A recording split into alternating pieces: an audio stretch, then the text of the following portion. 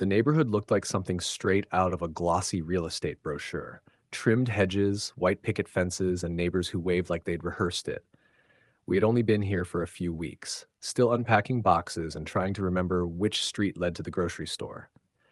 Everyone seemed genuinely welcoming when they found out my son Jake had asthma. They brought cookies, offered to mow our lawn, and kept reminding us that if we needed anything, we just had to knock. Well, everyone except Karen. She lived 3 houses down, walked her tiny dog like she owned the street, and glared at us like we were termites chewing through her foundation. Jake greeted her every morning with a smile and a "good day, ma'am," and every time she responded with a stare so cold the sun felt unnecessary. Welcome to Prodigy Tales. Make sure you like and subscribe for your top-notch HOA drama.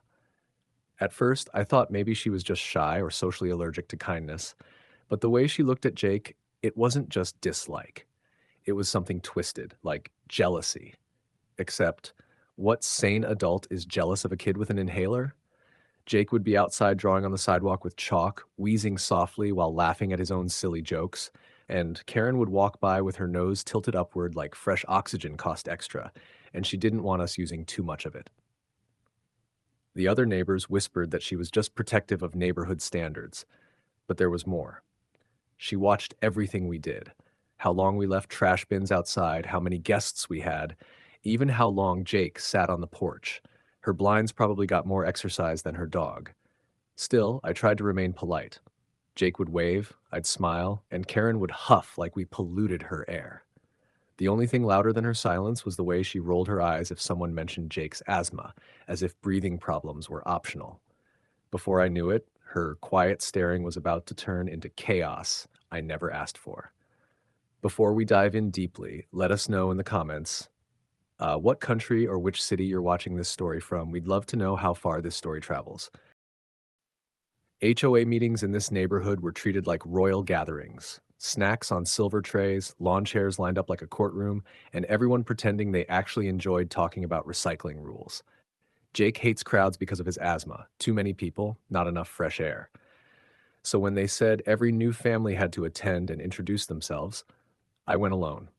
I stood up, introduced myself, and politely explained that my son couldn't be there. Crowded places trigger his breathing issues. Everyone nodded sympathetically, offering warm smiles and murmurs of, "Totally understandable." Everyone except Karen. She snapped her head toward me and said, "Rules don't vanish just because your kid wheezes a little.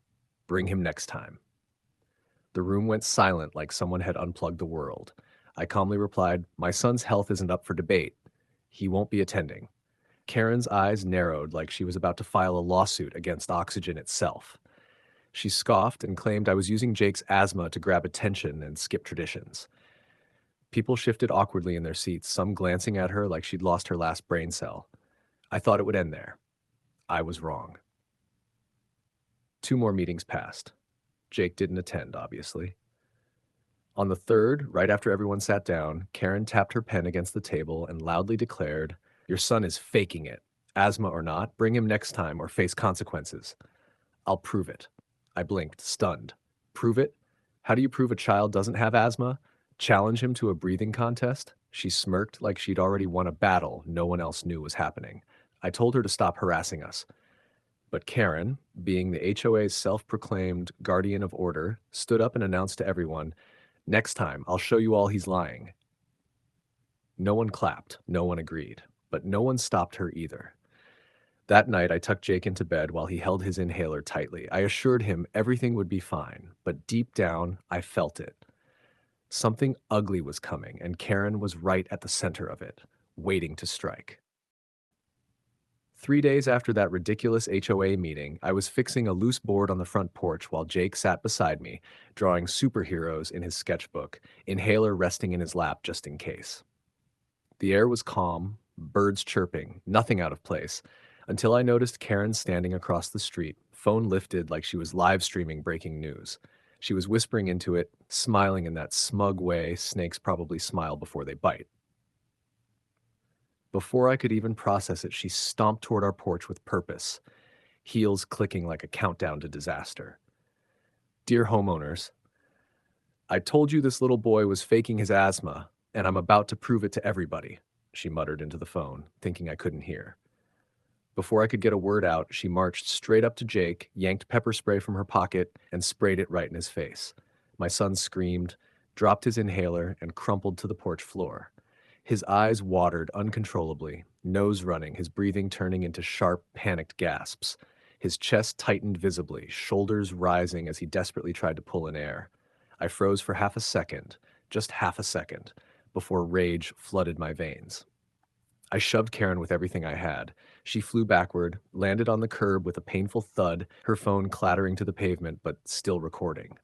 Jake was choking, eyes red and swollen, clawing at his throat like the air had vanished. He wheezed violently, trying to inhale, but failing. "Dad, I can't. Breathe," he rasped. I sprinted inside, grabbed his inhaler and a bottle of water, hands shaking so hard I nearly dropped both.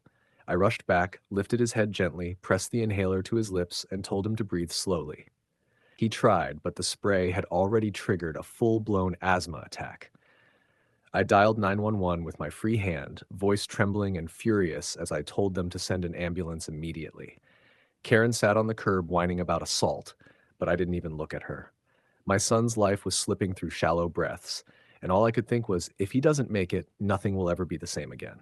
The ambulance arrived in minutes, but to me it felt like years. They rushed Jake into the back, attaching oxygen, checking his pulse, and asking me questions I barely heard.